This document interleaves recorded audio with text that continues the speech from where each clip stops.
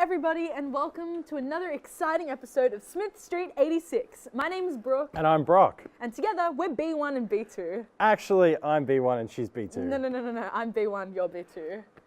Well, okay then. And my dog's name is Brock, so...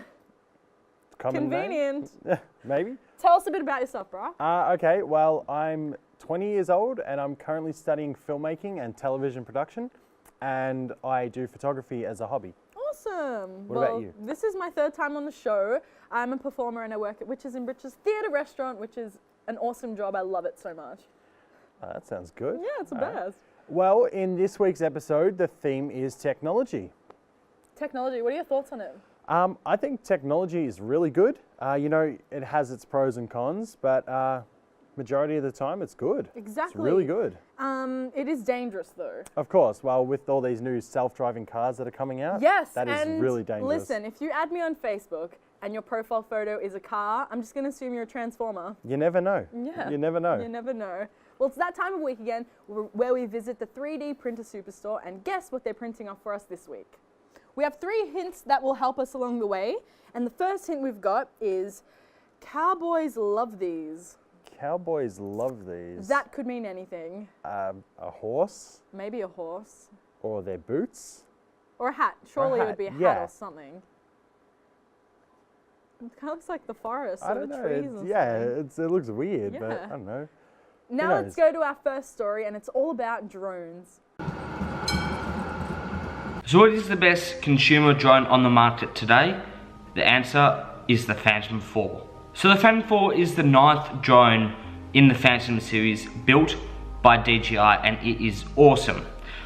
So the Phantom 4 is a really good drone because it can do a lot of stuff that a regular point and shoot / digital SLR can't do, like get awesome aerial shots and amazing shots of the landscape from a really far distance up in the air. So before I talk about seeing it up and getting the shot, I want to go through all the features that it has in terms of autonomous features, because the DJI Phantom 4 is the most autonomous drone from DJI in the Phantom series. So in short, the features that the Phantom 4 has is obstacle avoidance, tap to fly, sports mode and active track. These features are what sets DJI apart from their competitors. In order to have obstacle avoidance on the Phantom 4, there are a couple sensors. There are a couple sensors on the front of the drone where the camera looks forward, and there are sensors on the bottom back of the drone. And this is what gives the Phantom 4 obstacle avoidance. Sonars will be going out all the time when you're flying it. That is how you're able to tell that you're going close to a tree or to a building, or how far you are off the ground. Battery life is still really good. It is 25% more than the Phantom 3. The battery is in around 28 minutes. So to set up the Phantom 4, it is fairly easy, but a tiny bit time consuming. So in short, what you need to do is unlock the case, lift the hood of the case, lift the Phantom 4 out of the case, pop the gimbal guard off, put the propellers on, plug the USB cable into the controller and into your device, turn on the controller, turn on the drone, launch the DJI Go app either on your Android device or your iOS device, select Phantom 4, click camera, wait for not only the IMU to install but for the drone to warm up, and then take off. The camera is able to shoot 4K 30, 1080p, 60 or 120 FPS. It's got 90-degree field of view. It's got Cine D and D-Log image modes for high dynamic range footage for professional color grading and color work. It's got a 12 megapixel camera for all the photos that you want to take while you're in the air. Adobe DNG RAW. Now, Adobe DNG RAW pretty much means you can bring those files into either Lightroom or Photoshop, muck around with all the settings, and then export it as a JPEG or PNG. So yeah, hopefully you guys enjoyed that, and back to the studio. Wow, that was really interesting. Do you know anything about drones? Have you ever driven one before, operated one? Yeah, I've operated a drone before, but it was my first time and Yeah. I crashed it within like 10 seconds of using it. Well, stay tuned, guys, because we're going to go to an ad break. Welcome back, guys. It's now time to check the 3D printer, and let's see what our next hint is. So hint number 2 is, America! that could mean anything. That could mean anything. Absolutely anything. Check out. Let's take a look. Kind of looks like a bridge.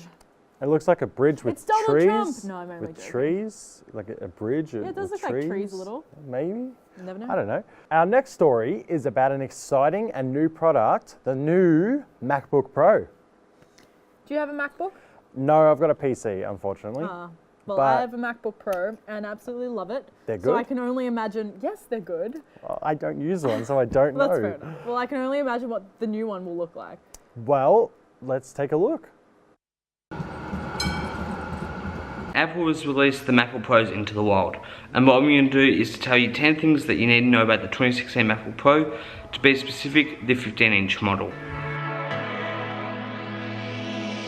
First up is the new design. With the new design comes thinner laptops. On the 15-inch it is 15.5mm thin and 1.83 kilos. Also with the new design comes a new colour. There is still the silver, but now there is space grey. There is a new and bigger trackpad, new USB ports, a new display, and a new touch bar. So it should be no surprise that there are new ports on the MacBook Pro. Gone are the USB ports, SD card slot, Thunderbolt 2 ports, and HDMI ports. Now they're USB/Thunderbolt 3 ports. The new display. For starters, it has a brighter screen at 500 nits, 25% more colours than sRGB, 67% higher contrast ratio in P3 colour, which makes 25% more colours available than the standard RGB, revealing a much broader range of greens and reds. So fourth on the list is the new OLED touch bar. Now, this is going to replace the function keys of the previous MacBook Pros. The new MacBook Pro has a faster SSD, faster RAM, faster CPU and GPUs. Now audio is one of the things that is key on a laptop. It's so good to know that the speakers are good because the speakers have 58% more volume, 2.5 times louder bass, 2 times dynamic range, better keyboard and trackpad. The trackpad and keyboard are based off the MacBook keyboard, and that is not a bad thing. The keyboard and the trackpad are improved, on which is nice to see, but at the end of the day it's the usual Mac trackpad and keyboard, which we are all used to. The new price. Now, price is a very interesting thing, especially when you're looking at getting any laptop. Doesn't matter if it's Mac or Windows, just any laptop. Now, for you guys, I've worked out the prices. Now, the baseline 15-inch costs $3,600 and maxed out costs $6,650. A lot of money, but if you're into the Mac ecosystem, I'm guessing you'll be fine paying that much. So there you go, 10 things that you need to know about the MacBook Pro 2016 edition. Well, hope you guys enjoyed that. Back to the studio. And now it's time for our very special segment of the week, Trivia Time! Let's say hello to Caitlin. Thank you for having me. Wonderful to be here as always. Are you ready to answer some questions about technology? I'm so ready. So, how do you think you're going to go? I honestly think I'm going to lose, but hey, I'm going to give it a go. I'm confident, but who knows? Alrighty, well, we ready for our first question? Yeah. I'm ready. Alright, what was the gaming console that Apple developed but never released? Was it A, Puffin, B, Pippin, or C, Peckin?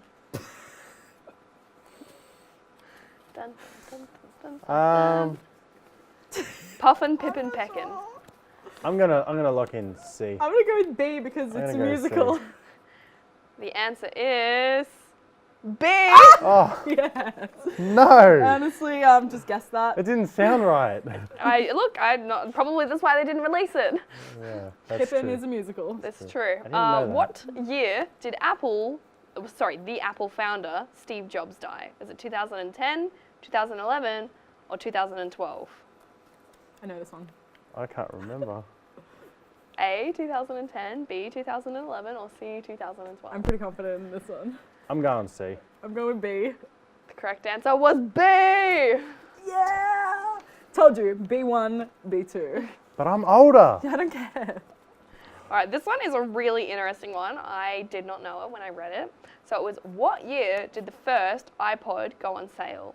Was it A, 2001, B, 2003, or C, 2005? First iPod. I'm not sure. I don't care. I'm going with C again. I'll go with... I'm locking in C.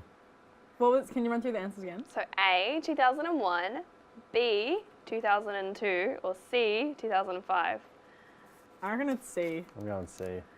It was actually A. Wow! 2001. Okay. Okay. Yeah, I was really surprised when I read it as well. Yeah. Alrighty, what have we got? So, what artist's song was used for the launch of Windows? Just the entire launch. Was it Artist. Green Day, the Rolling Stones, or the Beatles? They're all iconic. It's a bit difficult.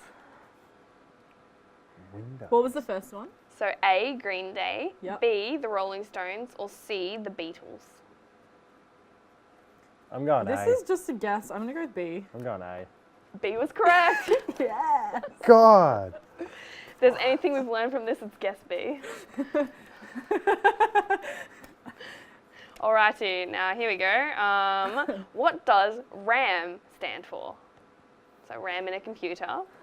So we've got randomly accessed memory, regionally allocated memory, or really amazing memory. I'll go with B.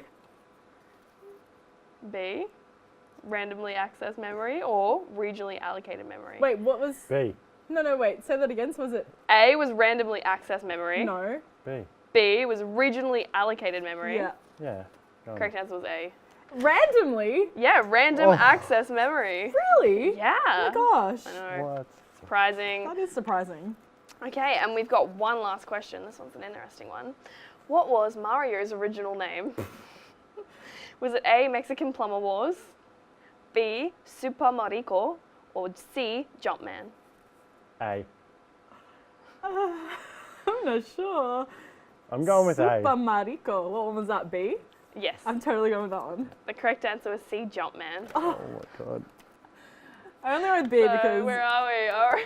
You didn't get any. I didn't get any. That means Brooke wins I thought I was today. going to lose. Thank you. I'd like to thank my mum, my dad, my supporters. Thank you. All that. So you I'm win the 3D disappointed. object of the week. Hell yeah. I'm When disappointed. we figure out what it is. I thought you would have done better. Oh, did I, me too, but I guess not. You're a sore loser.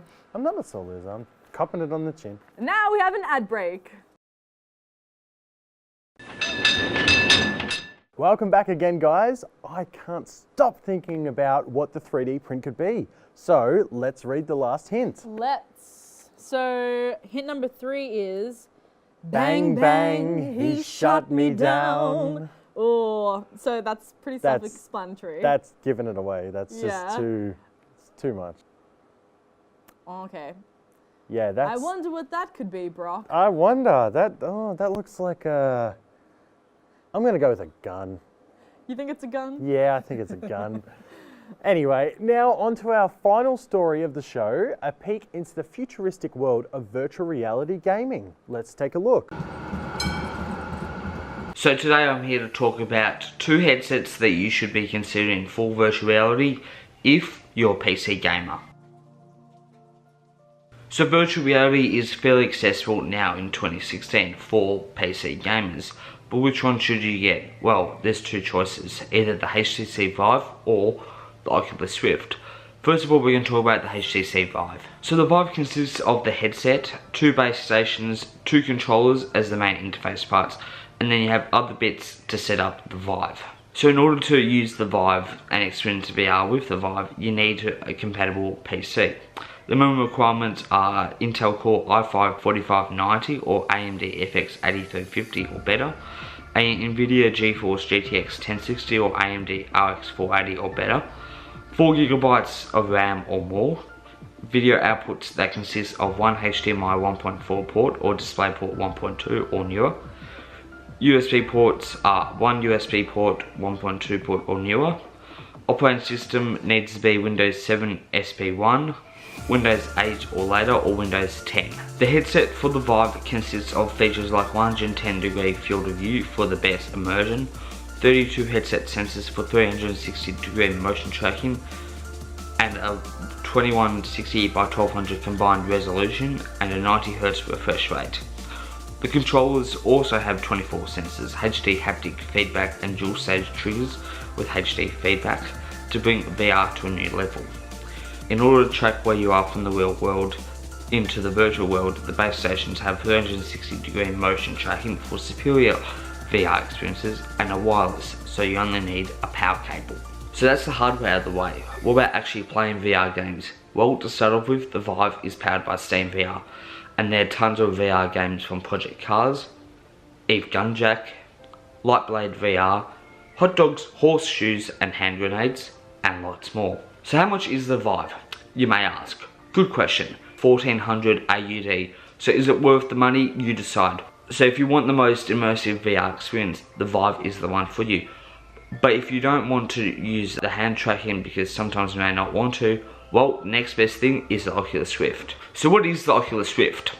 The Oculus Rift is the other VR headset offered to PC gamers. The Rift consists of two packages, which is the Rift package, which has the Rift itself, sensor, remote and Xbox One controller, or the Rift Plus Touch bundle, which has the headset, touch controllers, two sensors, remote, Xbox One wireless controller and connector for guitar controllers compatible with Rock Band VR. In order to use the Oculus and experience VR with the Oculus, you need a compatible PC. The requirements are an Intel Core i5-4590 or greater, a GTX 970 or AMD R9 290 or greater, 8 GB of RAM or more. Video output consists of HDMI 1.3 video output, USB ports which you need 3 USB 3 ports plus 1 USB 2 port, Windows 7 SP1 64-bit or newer. The headset for the Rift consists of features like low latency, constellation, wide field of view of 110 degrees, OLED technology for the display, and is even compatible with glasses. For people who use glasses, this will be a nice addition. So that's the hardware out of the way. What about actually playing VR games? Well, to start off with, the Oculus is powered by Steam VR, and there are tons of VR games from Project Cars, Superhot, Halcon and lots more. At the moment for us Aussies is going to cost around $1,100, but if it was up to me buying only one, it would be the HTC Vive. So hope you enjoyed this segment and I'll leave it over back to the studio. Alright Brock, it's finally time for the 3D print reveal. Let's read over our 3 hints. So the first one was cowboys love these. The second one was America. And the third one was Bang bang, he shot me down.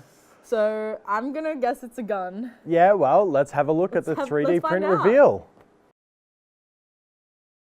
Brock, it's a gun. You were right, it was a gun. I totally knew it. How real does that look? I know. It almost looks too real. Too real. Too good to be true. You know, I Yeah. am a secret agent in the show, Witches in Britches, so that could pass as a real gun. You want to give us a little demo? Yeah. No, I'm only joking.